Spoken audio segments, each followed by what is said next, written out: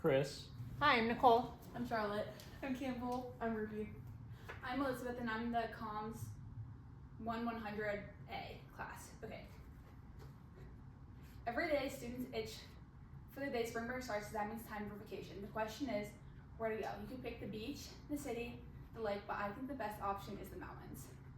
At the end of my speech, listeners will understand the lure that Bryce and Zion National Park have on vacationers. My spring break trip was filled with unforgettable hikes such as Navajo Loop, Angel's Landing, and the Narrows.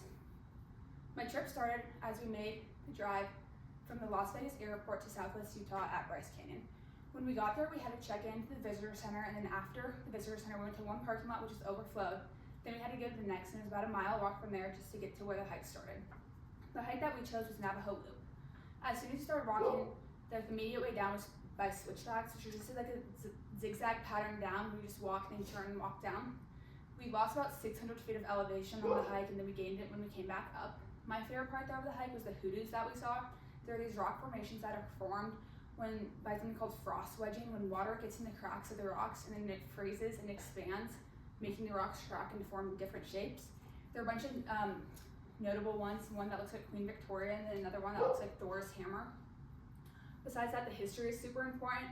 The canyon itself was constructed not by a river or anything, just by natural erosion over time. And even though it's called Navajo Loop, it doesn't have anything to do with the Navajo tribe. They just called it that because when they made the trail about 100 years ago, it reminded them of old native tribes of their trails that they had. And after the walk, we went to a bunch of different lookout spots so you could see the whole canyon from above. After our long day at Bryce National Park, we made about a 2-hour drive to Zion where we hiked Angel's Landing.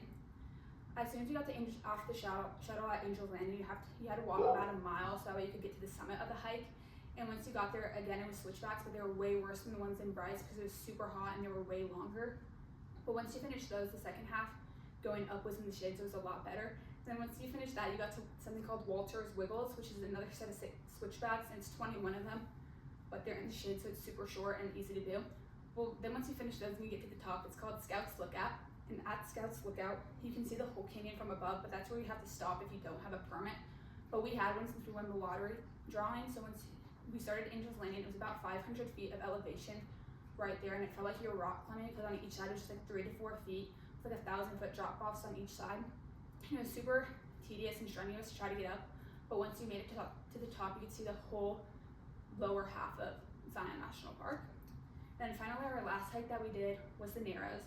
The Narrows were super unique because we had to prep a lot the day before, and it started by us running our gear. So first we had to get bibs because the water can come all the way up to your chest, so we got bibs, and then we got special shoes that have grips so that way when you're walking you won't slip on any of the loose rocks. And then we also had to get walking sticks so that way you can navigate any of the loose rocks, and that way you can use it for support.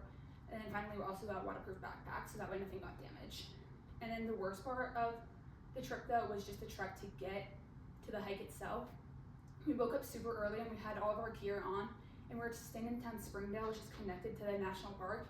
So while we were waiting for the shuttle, it's always full, so we waited like 30 minutes, but at that point we just decided to walk from our hotel to the national park. Once we got there, we had to hop on a shuttle, and it took about like 45 minutes to go to the last stop.